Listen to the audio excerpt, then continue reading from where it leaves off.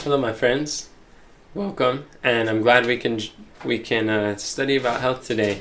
For today's health nugget, I want to share with you my testimony about my younger age. Here you see is a photo of my 6th grade school picture album. This is myself right over here. I was 12 years old. I was very sick. I was 210 pounds. I was obese. I was borderline diabetic, high cholesterol. I was high blood pressure. And it was so bad that every time that I went to my pediatrician, it seemed like no matter what the problem was, oh, my back hurts, my doctor would say, you need to lose weight. And it's like, well, my toe hurts, well, you need to lose weight. And it's like, well, I got this sharp pain over in my chest here. He's like, you need to lose weight. This was the answer over and over and over for several years growing up. And I had asthma as well. It was very strong. And one day I was sitting on a couch and I saw, I felt this excruciating pain in the left side of my chest, and I didn't know at the time that's where my heart was, but I have since then learned. But I felt this excruciating pain. It was like an electrical pain that was just pulsating halfway down the left side of my arm and just taking up much of my torso, and it was pulsating like electricity, of one of the most fearful pains I've ever had. And I was sitting on the couch and I was like doubled over, and I was just thinking, I'm like, ow, and it lasted maybe about 50 seconds. And being 12 years old, I was really scared. Now I recognize that was symptoms of a heart attack, and I didn't know what was happening. So I began to search. I began to ask questions, and which comes to this verse in Proverbs chapter 26:2. This scripture says, as the bird by wandering, as the swallow by flying, so the curse causeless shall not come. When I got my blood drawn, that was when I found out that I was borderline diabetic. Some of those other things, I didn't really understand what that meant, but when it comes to diabetes, I have met some youth that are my peers that were diabetic, and I've seen the lifestyle that they have to do. They had to do things with insulin, and it just looked really terrible. And I realized that it's like in my mind, God brought this visual illustration that here I was standing at the precipice, I was walking towards a precipice, and I have one foot over the cliff, and I'm about to step off. And my life is going to forever change, and I may never come back. Since then, I've recognized that type 2 diabetes could be reversed through lifestyle change, but at this point, I was thinking that my life is never going to be the same unless I change. That is the borderline that I'm about to cross over, and I didn't want to do that. So I recognized, I started to learn, and I was realizing that the curse causeless shall not come. There is a reason for these curses, and one of the reasons was because I was very sad. Like most Americans, I was on the SAD stands for the Standard American Diet. What does the Standard American Diet look like? Well, lots of Fruit Loops, got some potato chips, pizza, hamburgers, ice cream, lots of it, macaroni and cheese, Kraft's mac and cheese, Cheeto Puffs, all of these things. I would eat when I was bored. I would eat when I'm tired. I would eat when I'm hungry. I would at the time I would mistake thirst for hunger, and sometimes when we are eating so much, our stomach's exhausted and it's crying out for pain. Stop! Let me rest. And we even interpret that exhaustion as hunger. So then we fill our stomachs with more. But a lot of these foods, the thing is, it's very, very toxic. like Cheetos. When you're eating Cheetos and you got that orange powder on your fingers, they call it Cheeto fingers, that alone has 36 different poisonous chemicals in them, and we lick it off of our fingers, and this floods our body and it overwhelms us, and this contributes to some of the pain and misery that we experience. So let's look a little bit at disease. What is disease? When I began asking these questions, I found a book called Ministry of Healing. This book changed my life, and it has so many powerful illustrations and concepts in this book. I'd encourage everyone to get your hand on the book Ministry of Healing. Page 127, it says, "Disease is an effort of nature to free the system from conditions that result from a violation of the laws of health. In case of sickness, the cause should be ascertained." There's a cause of sickness. "Unhealthful conditions should be changed. Wrong habits corrected. Then nature is to be assisted in her efforts to expel impurities." That's those toxins, those chemicals that we're eating and that we get in our environment, and to reestablish right conditions in the system. So there's 6 steps when we understand working with the disease. Step number 1, the cause should be ascertained. Step 2, unhealthful conditions should be changed. 3, wrong habits corrected. 4, then nature is to be assisted. 5, expel impurities. Detox, cleanse ourselves from all filthiness of the flesh. 6, reestablish right conditions in the systems. All disease is simply the result of a violation of the laws of health. And as we are changing our lifestyle and we're learning something better, we need to assist nature in expelling impurities. And the reason why we are to expel impurities, and one of the reasons of my pain and my health challenges as a child, was when we understand the science of toxins and the science of fat cells. Why does our body deem it necessary to put on fat cells? The reason is because fat cells are God's mechanism of clothing the toxins that are in our body, of protecting the rest of our organs from these harmful substances. And as we're looking at this diagram, when there's a lot of toxins in our body, we put on the fat cells. So if you were just to change your diet and you restrict your calories, which calorie is like an energy unit, if you're not eating the energy you need and you're still going throughout the day, then your body's going to burn that extra energy stored in fat. So it's going to burn fat, but then you're going to get to a plateau.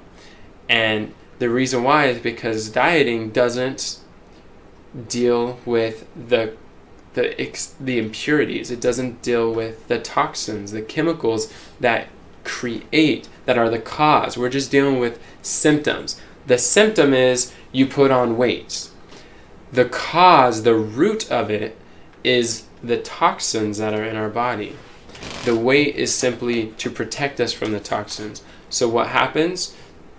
We are limited on how much we're able to lose, and then the moment you eat that Cheetos or you eat that junk food, the donuts, then your body's like, quick, we need more fat cells. It sends a signal to the liver to create more fat, and then you just rebound all that back. So for me, what I learned is that I need to get toxic food out of my body, out of my diet. So when I put away those toxic foods, then I wasn't putting in as much toxins. And I also learned the power of water to be able to cleanse our bodies and to purify ourselves. And I would do some water fastings as I was losing weight. I was eating healthier meals. with less toxins. And cleansing is different because when you cleanse your body of the toxins, then you are, in a sense, if you want to kill a tree, you don't just, if you leave the stump, it can still grow and still produce. But you need to lay the axe to the roots so that you can really take out the root of the problem. And that's what cleansing does. It addresses the toxins. When you expel the impurities and you assist nature through natural remedies to expel impurities, then that helps to reestablish right conditions in the body. In essence, the right optimal weight as well. And when the toxins are gone, our body no longer feels the need to protect ourselves from these toxins. So you are able to lose the weight and keep it off. And there's no rebound at the end, because once you address the issue, then the symptoms are no longer an issue. Symptoms being weight loss. So that's why cleansing is so important. Now, if disease is an effort of nature to free the system from conditions that result from a violation of laws of health, would it be good for us to know what are the laws of health? In this slide, we can see that the laws of health, there's an acronym to remember them, and it's God's plan. G stands for godly trust. O is open air. D, daily exercise. S, sunshine. Plan. P, proper rest. L, lots of water. A, always temperate. And N, nutrition. Now, entire health nuggets could be given just on these, each of these laws alone. But for me, I found that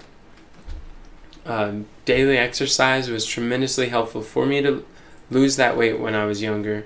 Drinking lots of water. I put away sodas and I put away coffee, and I haven't had a soda since I was 12. I stopped eating donuts, and I started to incorporate more plant-based food into my diet, and that fulfills the law of nutrition. That when you follow the law, then you'll have the results of good health. And when there's the curse causes shall not come, sickness is a result of a violation of one of these laws.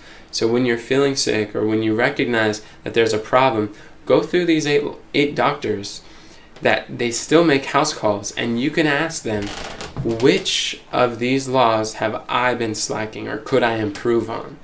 And we want to strive to aim high, to be all that we can for Christ. And we'll find that this helps us to overcome our afflictions, which brings us to the next verse. Psalms 119, verse 71. Scripture says, "It is good for me that I have been afflicted." Why? That I might learn thy statutes. So me coming to this experience of borderline diabetes, that woke me up. That got me asking questions. The cause which I knew not, I searched out. And so I began to learn these statutes, these health laws. And as we apply these laws to our life, God blesses in proportion. I was able to lose, by God's grace, 50 pounds in that summer. And I have never put it back on, because I'm still adhering to these health laws. And I would say that in the diet change, I went more plant-based, but I still wouldn't call myself a vegan, because vegans don't eat honey. And Scripture says, "Eat thou honey, for it is good." But and vegans don't use leather. I don't have a problem using leather. I would say that what I learned was health reform. I am a health reformer, because health reformers have all the 8 laws of health. You can eat a vegan diet and still get cancer. But when you follow these 8 laws of health, God has promised in Exodus 15:29 that He's going to preserve your health if you hearken to the voice of the Lord and do His commandments, these health laws, that He will put none of the diseases upon thee which He has brought upon the Egyptians. So let's look. In Genesis chapter 9, it says, "The life is in the blood." Your health is based on your blood. So let's look at what makes bad blood. we have this pH scale of 14 being very, very alkaline, that's where your bleach is, and then 0 being very, very acidic, towards closer to battery acid. What we want to have our blood in about a 7.0, 7.5. You want your blood to be at that balance zone. That's called homeostasis. Disease cannot exist in a body that is alkaline. When your blood, when all the liquids in your body on the pH drop below about a 6, anything below 7, anything below 7 starts producing disease.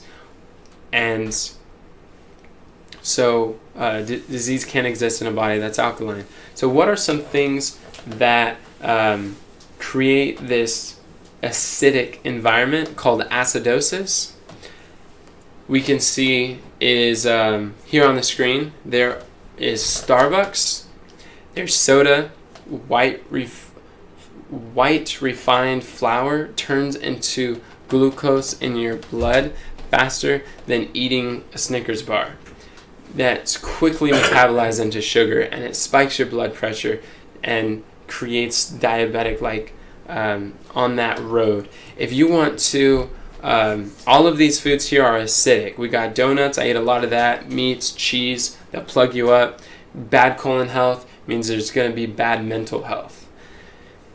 And each of these things, I was eating lots of it, and these are toxic. These are filling your body with poison, and your body wants to protect you. Your body, disease is an effort of nature. It's not your enemy. Disease is simply the result of trying to protect you from your decisions. And once you realize that these things are harming you, then as we're able to get the toxic environment out, then it helps to alkalize our blood. There are some things that alkalize our blood, and food is one of them. Plant-based foods alkalize our blood. And so the answer here, if we want to boost our the alkalinity of our blood, is to eat more plants, to simply eat more plants. But here, there's a challenge with that, because when we see UCLA, they did a study in 1953, and they found that one bowl of spinach was all that it required to get a week's supply of iron. Just one bowl. And then the same UCLA study did another study in 1997, and they found, guess how many bowls of spinach it required for your body to get the amount of blood that you needed, to get the amount of iron that you needed for a week's supply. How many bowls of spinach would that be? Some people guess 3, some people guess 5, some say 10. But it was actually 43 bowls of spinach in 1997. That's just about 40 years difference. And now it's like, how many of you who are watching or here plan on eating 43 bowls of spinach this week? No, that's impossible. But here's the thing. This is where reality comes, and we need to have a talk. If we're not able to get these 43 bowls of spinach, that means that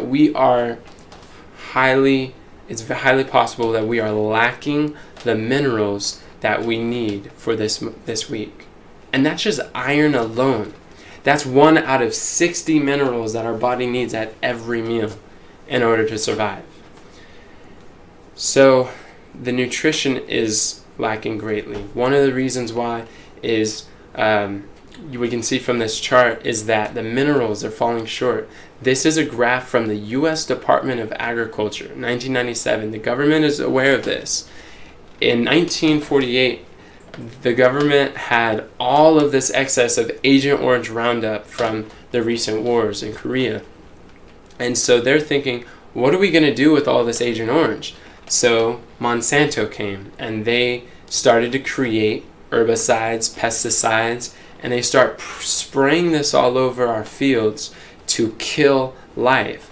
But the problem is, this herbicides work so great, it kills the bacteria on the soil that takes inorganic rock, the inorganic minerals from the soil, and then it kills it so that the plants are not able to absorb those minerals anymore.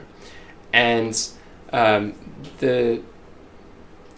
so with the herbicides being sprayed on the soil, that creates it. Excuse me, I lost my train of thought. Takes the nutrients away. The plants are no longer able to get the minerals that they need because of the way the Roundup is damaging the process. That's right. It used to be that they could get all of the minerals from the inorganic materials because of that process that would occur, but once the Agent Orange was introduced, plants were no longer able to get the mineral content that they used to have, meaning that neither are we. Yes. We are eating food from that source. And exactly, and this is across the board. Plants, the soils throughout our land are being mineral deficient. Many people are not getting the minerals that we need. And what happens when your body does not have the minerals required from our food source? Where does the body get the minerals? Does anyone know? From the bones? From the bones and organs. Especially the bones, it starts robbing calcium, creating osteoporosis. That's exactly what happens. And when the body is stealing the minerals from our bones and organs, this creates an acidic environment in the blood. So acidosis, my friends, is the result of mineral deficiency. If you want your blood to be alkaline, then you need to eat mineral dense food, fully mineralized food. And by doing this, it will increase your alkalinity, and it will help your immune system to fight off some of the problems that come in. And so our bodies need 90 nutrients at every meal, and out of those nutrients, 60 of them are minerals. There's a quote from Christian Temperance and Bible Hygiene, page 57, that says, "I have seen several cases of disease most difficult to cure, which were due to impoverished diets." It's a mineral deficiency, my friends. So I would encourage us that if we want better health, cleanse the body and put away the toxic foods, eat more simple plant-based foods, and let the plants be mineral deficient. Know your source. Search, seek, and ye shall find food that is mineral dense, that will supply your body with the nutrients you need to continue. And I'm so thankful that God has given us these tools that we are able to climb higher in our understanding of health reform. So that's for the health nugget. I hope it was a blessing and education.